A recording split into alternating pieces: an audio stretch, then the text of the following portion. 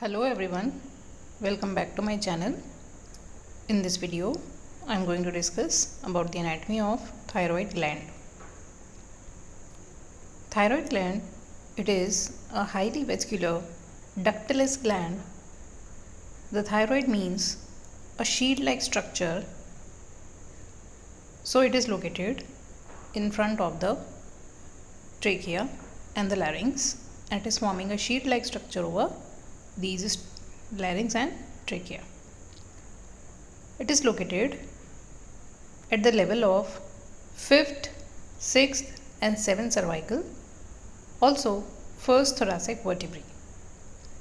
The unique features of this gland: it manufactures, stores and releases hormones for use as required. It is the only endocrine gland that depends on external environment for the raw materials of its hormones. It possesses one of the richest blood flow comparable to adrenal and kidney. Now the origin of the word thyroid is through a Greek word thurios, which means oblong shield. Then the word chondros, thuriocytes, arises, which means shield shaped cartilage. Then in the 18th century we have a word known as thyroid, which means shield like because of its specific location. The thyroid is the largest single endocrine gland. It is situated in the lower part of the front and the sides of the neck. The gland consists of right and left lobes that are joined together by the isthmus. A third pyramidal lobe may project upwards from the isthmus. Accessory thyroid glands are sometimes found as small detached masses of thyroid tissue in the vicinity of the lobes or above the isthmus. So as we have discussed earlier, the location of the thyroid gland is in front of 5th, 6th, 7th cervical and 1st thoracic vertebrae, embracing the upper part of the trachea. Each lobe extends from the middle of thyroid cartilage to the 4th or 5th tracheal ring. So in the diagram we can clearly see the exact location of the thyroid gland. The isthmus extends from 2nd, 3rd and 4th tracheal rings. Now the dimensions of the thyroid gland. Each lobe measures about 5 cm in length, 2.5 cm width and 2.5 cm thickness. And the isthmus, it has a length of 1.2 cm and width is same, that is 1.2 cm. On average, the weight of the gland is about 25 grams. It is larger in case of females than males and further increases in size during menstruation and pregnancy. In the diagram we can see the transverse scan of the thyroid gland. Here we can easily visualize the lobes, the isthmus and the trachea. These are the measurements of thyroid gland in normal condition and in enlarged state. Now the capsules. The thyroid gland is covered in two capsules. One is the false capsule, which lies outside, and it derives from the splitting of the pretracheal fascia.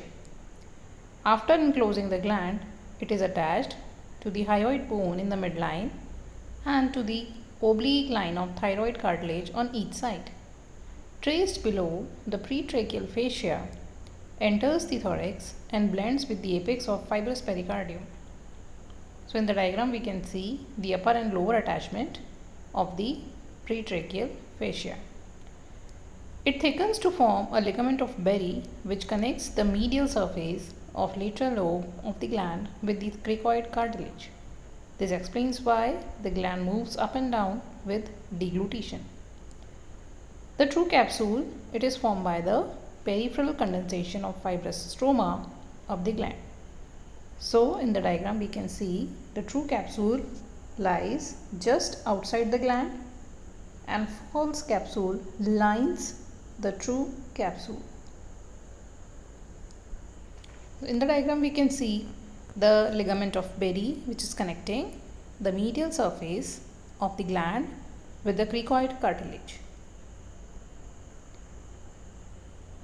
There is a dense venous plexus which is present deep to the true capsules. So, to avoid hemorrhage during operations for the removal of thyroid gland, it is removed along with the true capsule. Now the features of the thyroid gland. There are two lateral lobes and one isthmus. The lobes are conical in shape. They are having an apex which is directed upwards. This is the apex and this is the base directed downwards. Three surfaces are there: anterolateral, posterolateral and medial surface. There are two borders, anterior border and posterior border. Now the presenting parts. The lateral lobes, they are roughly pyramidal and presents apex, base, three surfaces and two borders. The apex is directed upwards and laterally towards the oblique line of thyroid cartilage. Superior thyroid artery and external laryngeal nerve, they diverge from each other close to the upper pole.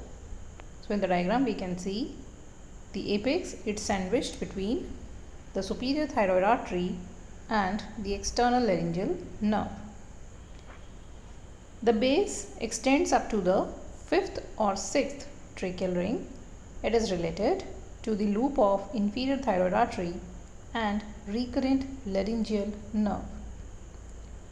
The anterolateral surface, it is overlapped by the muscles, as we can see in the diagram. This is the sternothyroid, then sternohyoid, then superior belly of omohyoid and sternocleidomastoid. So these are the muscles which are enclosing the anterolateral aspect of the gland. On the medial surface we can see two tubes are there, that is anteriorly we have trachea and posteriorly this is the esophagus. Two muscles are there. These are the inferior constrictor and the cricothyroid. Two nerves are there on the medial surface. One is the external laryngeal nerve, other is recurrent laryngeal nerve. Then the posterolateral surface, it is related to the carotid sheath and its contents. So in the diagram we can see the muscles which are on the anterolateral aspect of the gland. These are sternothyroid, sternohyoid, superior belly of omohyoid and the sternocleidomastoid. Now the borders. This is the anterior border and here we can see it is accompanied by the anterior descending branch of superior thyroid artery, and the posterior border is related to the parathyroid glands and this inferior thyroid artery. Also in the lower part it is related to the thoracic duct. Again we can see on the posterior border the parathyroid glands and the inferior thyroid artery. Then the isthmus. Isthmus connects both lobes across midline and measures about 1.25 centimeters in both vertical and transverse diameters. There are two surfaces of isthmus. One is anterior, other is posterior. Two borders are there, upper and lower border. The posterior surface of the isthmus is related to the second, third and fourth tracheal rings. The anterior surface of the isthmus is related to the skin, then superficial fascia, then we have anterior jugular vein, the deep fascia, that is the investing fascia, and sternohyoid and sternothyroid muscles. Then at the upper border, the isthmus has a relation with the anastomotic branches of superior thyroid artery of both the sides. Also, we have pyramidal lobe which is extending upwards from the upper border of the isthmus. At the lower border, we can see the presence of right and left inferior thyroid veins, thyroid ema artery. Sometimes an inferior anastomotic artery runs along the lower border of the isthmus. Now, at the upper border of the isthmus, sometimes we can see the levator glanduli thyroidi, which is a fibromuscular band. It extends upwards from the hyoid bone up to the isthmus. The muscle fibers in this band, these are skeletal muscle fibers, and it is supplied by external laryngeal nerve. It is the remnant of connective tissue of thyroglossal duct. Now we come to the arterial supply of the thyroid gland. Thyroid gland is supplied by basically three arteries. First is the superior thyroid artery. As we can see in the diagram, it is a branch of external carotid artery. It runs downwards, forwards with intimate relation to the external laryngeal nerve. It divides into anterior and posterior branches, which ramifies the upper aspect of the thyroid gland. Then we have inferior thyroid artery, which is a branch of thyrocervical trunk. Thyrocervical trunk is further a branch of subclavian artery. So in the diagram we can see this is the thyrocervical trunk arising from subclavian artery. This inferior thyroid artery runs first upwards, then medially, and then downwards to reach the lower pole of the thyroid lobe. Its terminal part is intimately related to the recurrent laryngeal nerve. The third artery which is supplying the thyroid gland is thyroidea ema artery. It is present in only 3% individuals. It arises from brachiocephalic artery or the aortic arch. It ascends in front of the trachea to reach the isthmus. Sometimes accessory thyroid arteries are also supplying, which are coming from tracheal and esophageal arteries. So this is the diagram which is showing the arterial supply of the thyroid gland on the anterior as well as posterior surfaces. Now the venous drainage. The veins comprises of superior thyroid vein, which emerges at the upper pole of the gland. It accompanies the superior thyroid artery and ends in the internal jugular vein. The middle thyroid vein, it emerges at the middle of the lobe. It ends in the internal jugular vein. The inferior thyroid vein, they emerge at the lower border of the isthmus and they are draining into the brachiocephalic veins. Now the lymphatic drainage. The lymph of the thyroid gland first drains into prelaryngeal, pretracheal and paratracheal group of lymph nodes. From these nodes, the lymph further passes to superior deep cervical lymph nodes and inferior deep cervical lymph nodes. Some lymphatic vessels may drain into brachiocephalic lymph nodes or the thoracic duct.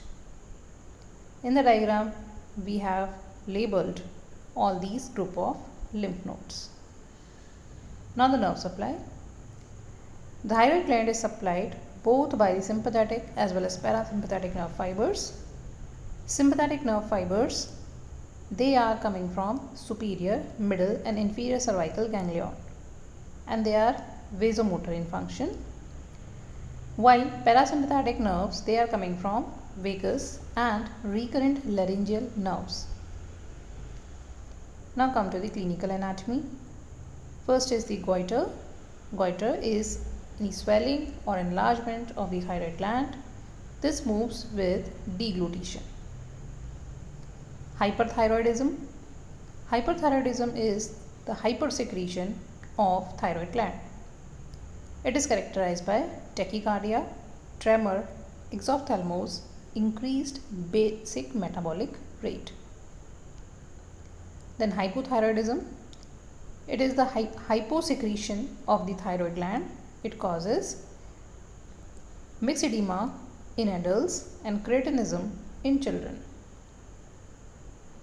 The symptoms of hypothyroidism, these are puffy face, thinning of hair, hair loss, slow heartbeat, dry and coarse skin, infertility and heavy menstruation in females. Next we have thyroid nodules. Thyroid nodules are abnormal overgrowths of the tissue in the thyroid gland, and these are almost benign. Though in some cases, less than 1 in 20, they can be cancerous. Some people have one nodule while others have many. Thyroid nodules may be solid tissue or filled with blood or other fluid. Then thyroidectomy, it is the removal of thyroid gland. It can be total thyroidectomy or it may be partial. During thyroidectomy, one should remember about the relation of the superior thyroid artery and the superior laryngeal nerve. This superior laryngeal nerve gives a branch known as external laryngeal nerve. This external laryngeal nerve runs in very close relation with the superior thyroid artery. So during ligation of this artery, we have to ligate this artery close to the apex of the thyroid gland, because at the apex the external laryngeal nerve diverges away from the superior thyroid artery, while during ligation of inferior thyroid artery we have to ligate the artery close to the origin of this artery, that is away from the base, because close to the base this artery is related to the recurrent laryngeal nerve. So if we cut or if we ligate the artery close to the base, it may result into damage of this nerve which is supplying your larynx. So this relation should be kept in mind during thyroidectomy. So this completes our topic, the thyroid gland. Thanks for watching.